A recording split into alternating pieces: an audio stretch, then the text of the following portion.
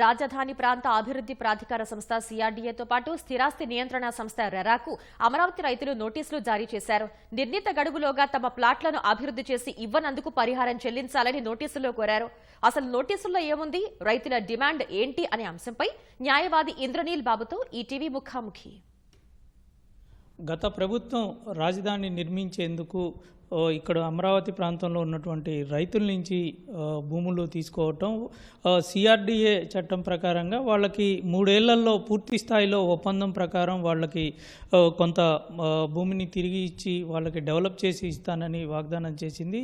3 ఏళ్ళు గడిచినా సరే రైతులకు దానికి సంబంధించి ఇంకా పూర్తిగా వాళ్ళకు ఒప్పందం ప్రకారం ఏదైతే డెవలప్మెంట్ చేసినటువంటి ప్రాంతం ఇంకా తిరిగి రాలేదు. దాంతోపాటుగా తాజాగా హైకోర్టు కూడా ఆదేశాలు జారీ చేసింది. ఈ నేపథ్యంలోనే రైతులు కొంతమంది ఒప్పందం ప్రకారం తమకు రావాల్సినటువంటి భూమిని, అదేవిధంగా డెవలప్మెంట్ చేసినటువంటి భాగాన్ని ఇవ్వాలి అనేటువంటిది తెలుపుతూ తాజాగా సిఆర్డీఏకి రెరాకి లీగల్ నోటీసులు ఇచ్చారు. అసలు పూర్తిగా ఎంతమంది లీగల్ నోటీసులు ఇచ్చారు, ఎందుకు ఈ నోటీసులు ఇవ్వాల్సి వచ్చింది అని తెలిపేందుకు మనతోటి హైకోర్టు సీనియర్ న్యాయవాది ఇంద్రనీల్ బాబు ఉన్నారు. వారిని అడిగి పూర్తి వివరాలు తెలుసుకుందాం. చెప్పండి సార్, ఈ నోటీసులు అసలు ఏమని ఇచ్చారు, ఎవరెవరికి ఇచ్చారు? సార్, సిఆర్డీఏకి రియల్ ఎస్టేట్ రెగ్యులేటరీ అథారిటీకి రెండింటికి నోటీసులు ఇవ్వడం జరిగింది. అయితే నోటీసుల యొక్క సారాంశంకి వచ్చే కన్నా ముందు ఈ అమరావతి ప్రాజెక్ట్ ఏంటి అనేది లెటర్స్ హ్యావ్. అమరావతి ప్రాజెక్ట్లో 3 కాంపోనెంట్స్ ఉంటాయండి. ఒకటి LPS infrastructure and reconstituted plots, 2 trunk infrastructure, 3 Amaravati capital city which is capital. అయితే రైతులు ఇచ్చిన భూమికి కాను అమరావతి రైతులకి 20 to 25%, అంటే డ్రై జరీబు వేరియేషన్ ఉంది కాబట్టి 20 to 25% భూమిని రైతులకి రీకన్స్టిట్యూటెడ్ రెసిడెన్షియల్ కమర్షియల్ ప్లాట్స్ రూపేణ సిఆర్డీఏలో భూములు ఇచ్చిన రైతులకి ఇవ్వాల్సిన ఆబ్లిగేషన్ సిఆర్డీఏకి ఉంది. ఆ LPS infrastructure, trunk infrastructure develop చేసి మేబీ రైతులకి అమరావతి గవర్నమెంట్ కాంప్లెక్స్లో ఎన్ని ఫ్లోర్లు కట్టాలి, ఏం చేయాలి, ఎంత ఇన్ఫ్రాస్ట్రక్చర్ ప్రొవైడ్ చేయాలి అనే దాని మీద డైరెక్ట్ ఇంట్రెస్ట్ ఉందా లేదా అనేది ఒక క్వశ్చనబుల్ ఫ్యాక్ట్ అయినప్పటికీ ఎల్పిఎస్ ఇన్ఫ్రాస్ట్రక్చర్ మీద, ట్రంక్ ఇన్ఫ్రాస్ట్రక్చర్ మీద రైతులకి అబ్సల్యూట్గా రైట్ ఉన్నది. బికాస్ నవ్ సిఆర్డీఏ ఒక డెవలపింగ్ ఏజెన్సీ, రైతులు ల్యాండ్ ఓనర్స్. రైతుల దగ్గరకు వచ్చి మీరు భూమి సిఆర్డీఏ వచ్చి భూమి తీసుకున్నందుకు కానీ రీకన్స్టిట్యూటెడ్ ప్లాట్ ఇచ్చింది. ఆ ఇవ్వాల్సిన ప్లాట్ ఏం చేయాలి అనే దానికి సిఆర్డీఏ చట్టంలో కొన్ని నిబంధనలు ఉన్నాయి. ఆ నిబంధనల ప్రకారం 3 years from the date of final land pooling scheme, అంటే 9.22 అంటారండి, which was in January 2018 somewhere issue చేశారు. And maturity date is by 2021 January. By 2021 January reconstituted physical plots ఇవ్వాలి రైతులకి, ప్లస్ ఇన్ఫ్రాస్ట్రక్చర్ డెవలప్ చేసి ఇవ్వాలి. ఇన్ఫ్రాస్ట్రక్చర్ డెవలప్ చేసిన రీకన్స్టిట్యూటెడ్ physical plots రైతులకి ఇచ్చి ఉండాలి ఇప్పటికే సిఆర్డీఏ 2021 Januaryకి. అయితే ఇప్పుడు దాకా ఇవ్వాల. రైతులందరూ కూడా, వ్యవసాయం చేసుకునే రైతులందరూ కూడా వాళ్ళ జీవనోపాధి కోల్పోయి సిఆర్డీఏకి భూములు ఇచ్చారు. In an anticipation that CRDA వాళ్ళకి రీకన్స్టిట్యూటెడ్ ప్లాట్ ఇస్తుంది, ఇక్కడ ఏదో వరల్డ్ క్లాస్ క్యాపిటల్ సిటీ వస్తుంది, ఆ వరల్డ్ క్లాస్ క్యాపిటల్ సిటీలో వీళ్ళకి కనుక ప్లాట్స్ ఉంటే ఇంకొక ఆల్టర్నేటివ్ సోర్స్ ఆఫ్ లైవ్లీవుడ్ ఎత్తుక్కోవచ్చు, రాష్ట్రం కోసం ఈ త్యాగం తప్పదు అనే ఉద్దేశంతో రైతులందరూ కూడా భూమిని సాక్రిఫైస్ చేసి ఆ రీకన్స్టిట్యూటెడ్ ప్లాట్స్ కోసం ఎదురు చూస్తున్నారు. ఈ 3 years పీరియడ్ తర్వాత రీకన్స్టిట్యూటెడ్ ప్లాట్ కనుక రైతులకు ఇచ్చుంటే రైతులకు ఒక ఆల్టర్నేటివ్ సోర్స్ ఆఫ్ లైవ్లీవుడ్ వచ్చేది.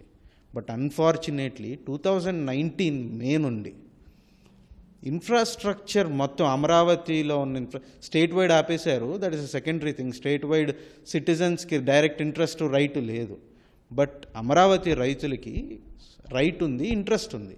ఆ ఉన్న రైట్ని కూడా కాలరాసి అమరావతిలో ఉన్న ఇన్ఫ్రాస్ట్రక్చరల్ ప్రాజెక్ట్స్ అన్నిటినీ మే 2019 నుంచి సిఆర్డీఏ ఆపేసింది at the instance of state government of Andhra Pradesh. State government of Andhra Pradesh ఒక సర్క్యులర్ ఇస్తుంది, దాని ప్రకారం వాళ్ళు ఆపేస్తారు. ట్రంక్ ఇన్ఫ్రాస్ట్రక్చర్ పూర్తి చేయలేదు, ఎల్పిఎస్ ఇన్ఫ్రాస్ట్రక్చర్ చేయలేదు.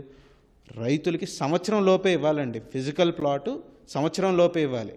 ఆ ఇచ్చిన దానికి ఇన్ఫ్రాస్ట్రక్చర్ 3 years. ఆ ప్లాట్స్ ఇవ్వరు, ఫిజికల్ డిమార్కేషన్ ఉండదు.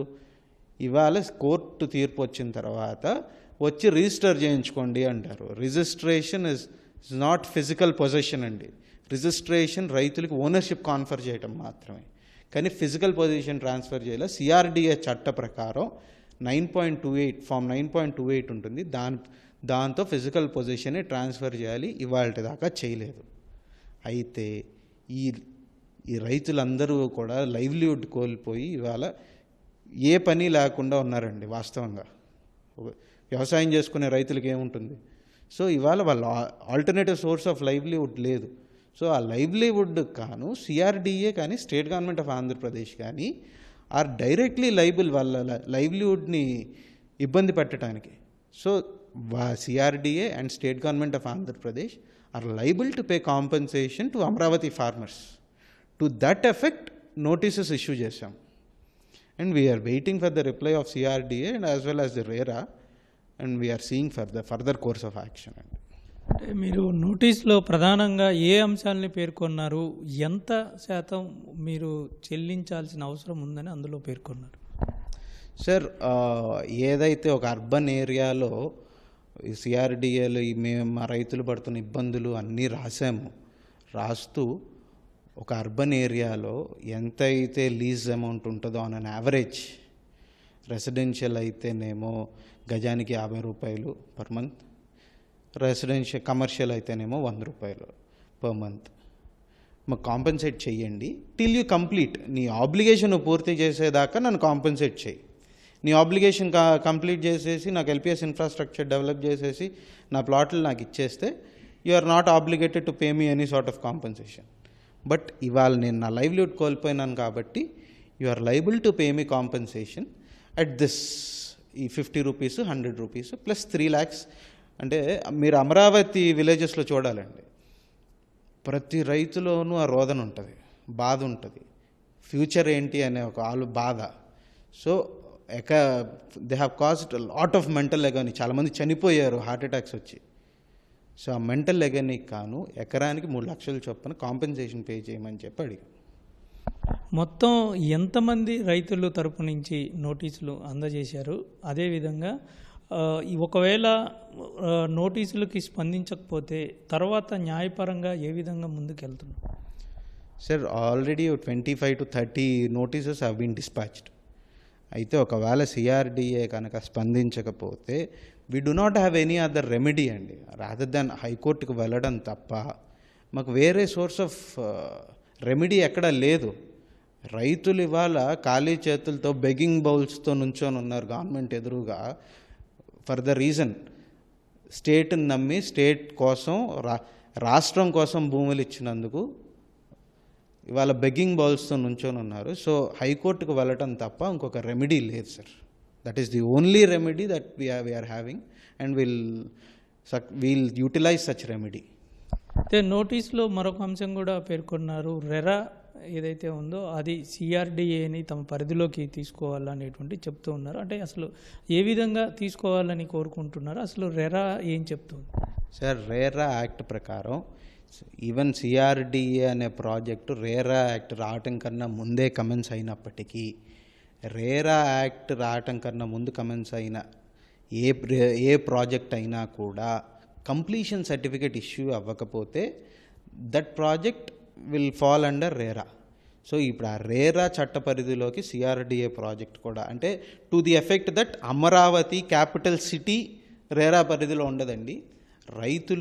రైతుల యొక్క ఇంట్రెస్టు, రైతుల యొక్క రీకన్స్టిట్యూటెడ్ ప్లాట్సు, సిఆర్డిఏ చేయాల్సిన ఇన్ఫ్రాస్ట్రక్చరు ఇవన్నీ కూడా రేరా చట్ట పరిధిలోకి వస్తాయి. అయితే సిఆర్డిఏని రేరా ఏదైతే ఈ ప్రాజెక్ట్ ఉందో ఈ స్పెసిఫిక్ ప్రాజెక్ట్ని రేరా తన పరిధిలోకి తీసుకోలేదు ఇప్పుడు దాకా. సో ఒక సివిల్ కోర్ట్స్కి వెళ్ళటం ఇస్ బార్ట్. సిఆర్డిఏ చట్ట ప్రకారం సివిల్ కోర్టుకి నాకు రెమెడీ లేదు. మామూలుగా కాంపన్సేషన్ అడగాలి అంటే సివిల్ కోర్టుకి వెళ్ళాలి. సో సివిల్ కోర్టుకి వెళ్ళటానికి నా రైట్ ఇస్ బార్డ్ సిఆర్డిఏ చట్టం ప్రకారం. So alternative statutory remedy RERA తన సిఆర్డిఏని తన చట్ట పరిధిలోకి తీసుకోవాలా. సో నువ్వు రేరా చట్ట పరిధిలోకి తీసుకుంటే వీల్ అప్రోచ్ రేరా, ఒకవేళ తీసుకోకపోతే we'll approach high court. At any cost నా లైవ్లీహుడ్ నేను కోల్పోతున్నందుకు I should be compensated. That is what constitution says అండి. రాజ్యాంగం ఎందుకు అంటే రైతుకు అన్యాయం జరిగేటప్పుడు రాజ్యాంగం అవసరం లేదు, చట్టాలు అవసరం లేదు, ఏమీ అవసరం లేదు. ఖచ్చితంగా రైతులు they have to be compensated. ఇది హైకోర్టు సీనియర్ న్యాయవాది ఇంద్రనీల్ బాబు చెప్తోంది. కెమెరామెన్ సోమేష్తో జయప్రకాష్, ఈటీవీ న్యూస్, నవులూరు, గుంటూరు జిల్లా.